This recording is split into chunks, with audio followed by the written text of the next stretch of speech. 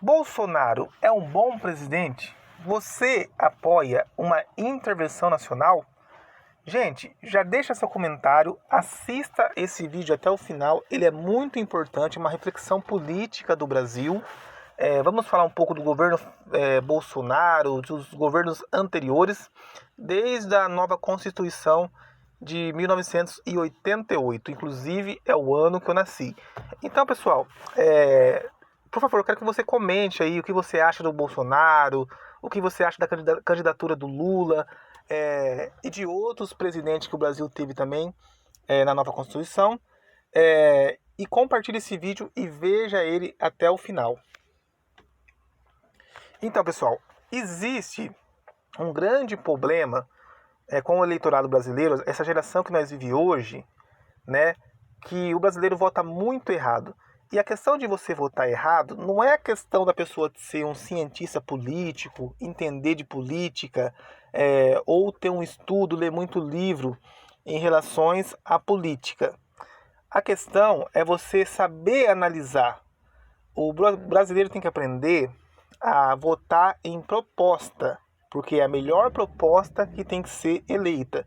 É como se você tivesse desempregado e você recebesse uma proposta de um emprego que te paga R$ 4.000 e com um monte de benefício, e um outro emprego que te paga R$ 2.000 com quase nada de benefício.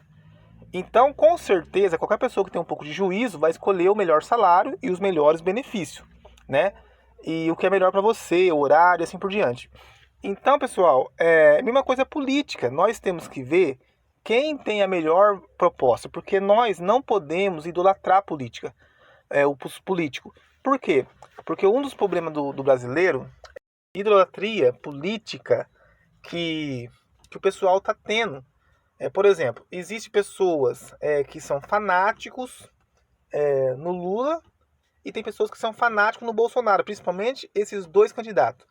Isso é um erro muito grave para o Brasil.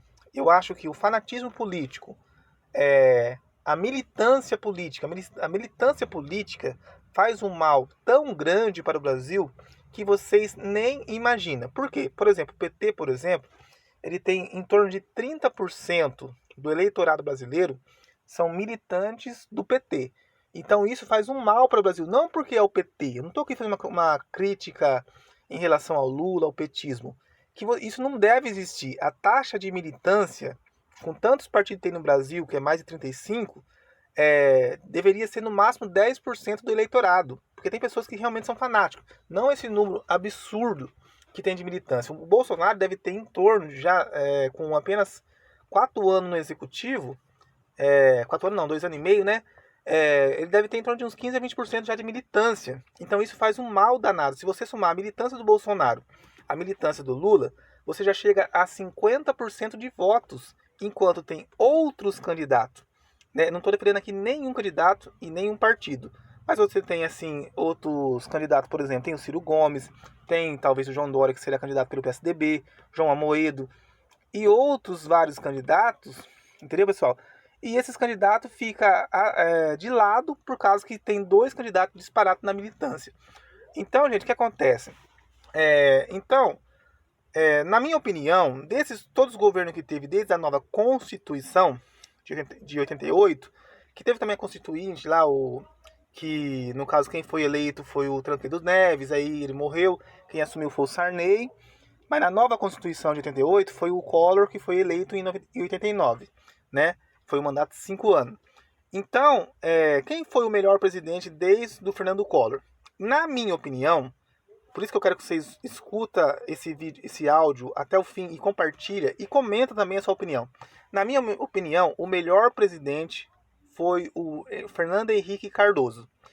Porque, gente, os políticos ganham eleição. Por que eu falo que o Bolsonaro não está fazendo uma boa gestão? Nós estamos na pandemia.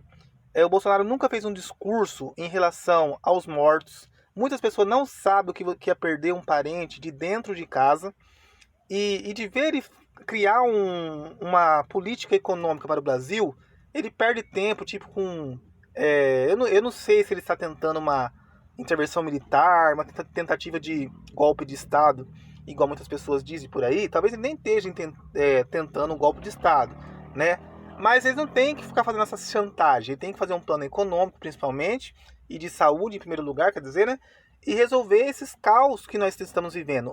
O valor dos alimentos disparado, né? Você coloca assim, final de 2019, um arroz, aqui onde que eu moro, custava em torno de 10 a 12 reais. Hoje esse arroz está custando acima de 20 reais. A inflação disparando em todos os sentidos. Aí o que acontece, pessoal? Então, funciona o seguinte.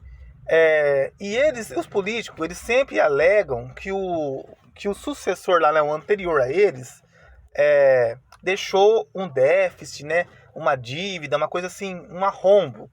Mas isso não importa, pessoal, porque você tem que ver o seu momento. Quando o Fernando Henrique assumiu, antes dele ser presidente, ele foi ministro da Fazenda do governo Itamar, né?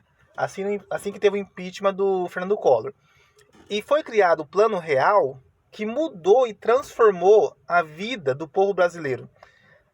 Então, vocês pensam bem, a inflação estava altíssima. Era a mesma coisa de você comprar hoje um pacote de arroz e daqui 30 dias esse arroz está custando... Se pagar 10 reais no pacote de arroz hoje, daqui 30 dias esse arroz está tipo 3 mil reais. E o seu salário praticamente congelado. Era mais ou menos assim que estava a inflação no governo Collor. E foi implantado o Plano Real. É lógico que teve outras moedas que foi ter na transição, até que chegou o Plano Real, que foi implantado em 94. Então, gente, quando o Fernando Henrique assumiu, houve uma transformação, que inclusive o real era uma moeda forte, ele batia pau a pau com o dólar e o euro. Então, o que acontece? Inclusive, isso você vê em vários campos da sociedade, até mesmo em questão do esporte, por exemplo, no futebol, por exemplo, muitos jogadores craque da seleção, jogadores que era bom, Romário e outros jogadores aí que jogava bola, optava em jogar no Brasil. Eram jogadores que eram estrela, porque eles queriam ficar no Brasil, perto dos seus parentes, da praia, dessas coiseiras assim, de carnaval, né? Eles gostam dessas coisas, eu não gosto, mas eles gostam. Por quê? O valor do real era quase o mesmo salário. Era a mesma coisa que ele fosse ganhar, por exemplo, 320 mil dólares nos Estados Unidos e 300 mil real aqui no Brasil. Então era 20 mil dólares a mais nos Estados Unidos, só que a moeda era quase a mesma. Eles preferiam ficar no Brasil. Então, gente, tem vários exemplos que você pode pegar na sociedade de que o real tinha um grande valor naquele momento. Inclusive, pessoal, principalmente, por que eu considero o Fernando Henrique o melhor presidente?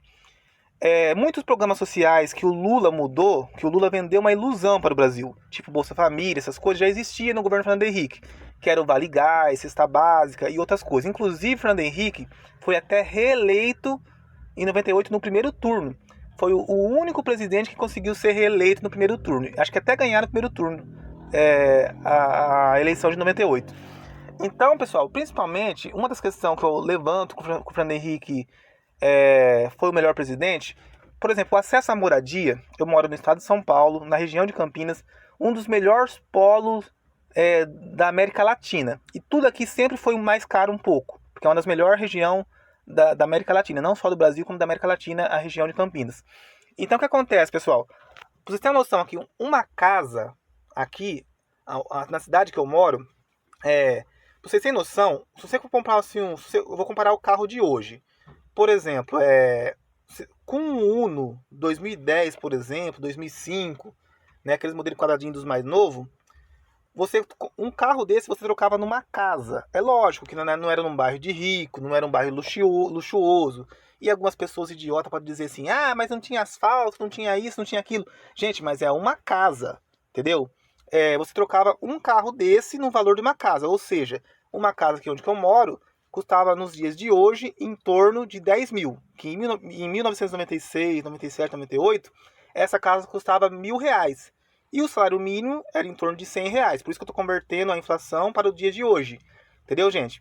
Então, o que acontece? E antes disso, estava numa inflação muito alta do cruzeiro e outras moedas que tinha antigamente, né? Então, olha o milagre econômico que foi criado.